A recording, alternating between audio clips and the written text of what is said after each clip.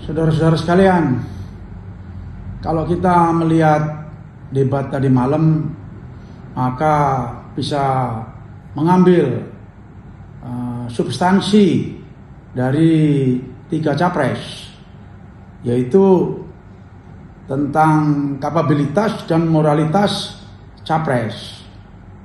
Capres nomor 1 dan nomor 3 cenderung menyerang ke capres nomor 2, Pak Prabowo, dengan isu HAM. Dengan jelas Pak Ganjar Pranowo dan Pak Anies Baswedan menyerang.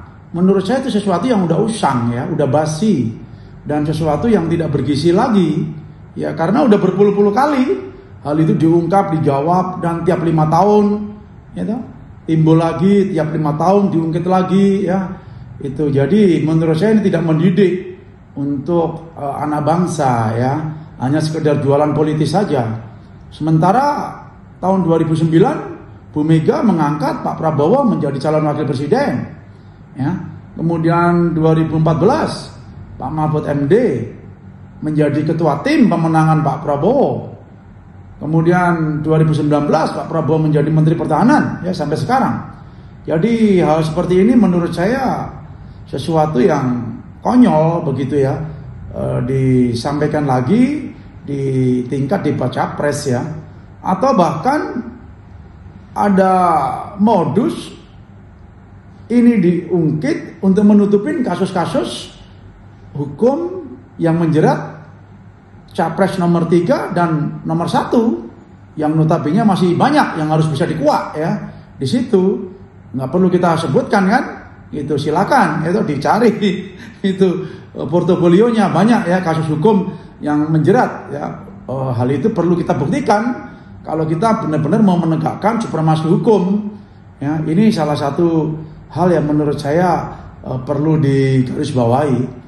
Kemudian mengenai kapabilitas ya, Pak Prabowo di sini saya rasa cukup matang ya sebagai seorang negarawan ya. Jadi beliau bisa menguasai ya, mengontrol walaupun diserang kanan kiri ya, menunjukkan kelasnya bahwa beliau sudah pada tataran implementasi, pada tataran untuk merealisasikan ya, baik secara geopolitik, geoekonomi, geostrategis ya, bahkan sesuatu yang nyata ya untuk masyarakat.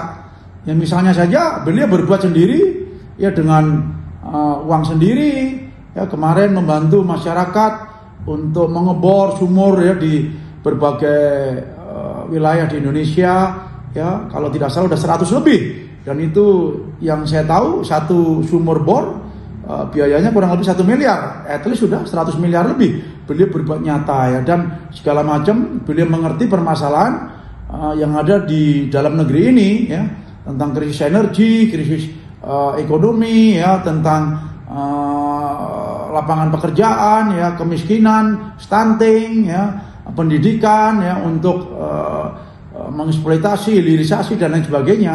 Beliau sudah implementasi, tidak hanya sekedar retorika ya. Sementara saya melihat capres nomor 1 dan nomor 3 masih retorika, bila ini bila itu segala macam ya, masih sebatas teori aja.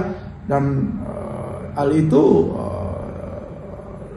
dirasakan oleh Pak Prabowo ya. Beliau mengerti persis, seakan-akan lu levelnya masih level ya, level teori. Kemudian dari segi moralitas ya, itu Pak Prabowo di sini satu capres yang tadi malam menghimbau untuk selalu merangkul gitu nilai-nilai persatuan. Nah karena itu modal dasar bangsa Indonesia untuk maju, untuk mewujudkan semua cita-cita yang kita inginkan. Itu modal dasarnya itu persatuan elit, dan itu tadi malam beliau mencoba ya untuk merangkul, mengeksploitasi bahwa persatuan ini penting yang harus dicontohi oleh para elit. Namun kita melihat capres nomor 1 dan nomor 3 malah cenderung selalu mengedepankan suasana atau image konfrontasi ya, bermusuhan ya, ada dendam dan lain sebagainya. Sementara mungkin itu untuk menutupi ya bahwa selama ini Pak Prabowo udah berbuat secara tulus dan ikhlas ya, misal mengangkat Pak Anies Baswedan menjadi gubernur, ya kan, dengan tulus dan ikhlas. Namun kita malah melihat sebaliknya, ya, Pak Anies tidak menganggap itu, ya, jadi seakan kacang lupa akan kulitnya, ya. Bahkan ada nuansa tidak respect, tidak hormat terhadap orang yang telah berjasa atau seniornya yang telah membuat dia menjadi besar. Namun untuk menutupin itu, ironisnya dan lucunya apa? Malah berbicara tentang etika.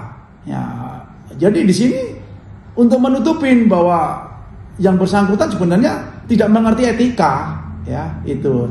Nah, ini hal yang menurut saya konyol, ya, pada tingkat-tingkat level tataran debat capres seperti itu. Sementara etika itu sendiri sudah diwujudkan oleh Pak Prabowo jauh-jauh sebelum, ya, kedua capres, ya, ini, ya, pasangan nomor 1 dan nomor 3, ya, itu menjadi besar seperti ini, ya. Beliau sudah menunjukkan etika dan adabnya selaku seorang negarawan, ya. Jadi ini sangat ironis menurut saya. Demikian, ya, saudara-saudara, ya, bisa kita ambil manfaatnya. Terima kasih. Yuk.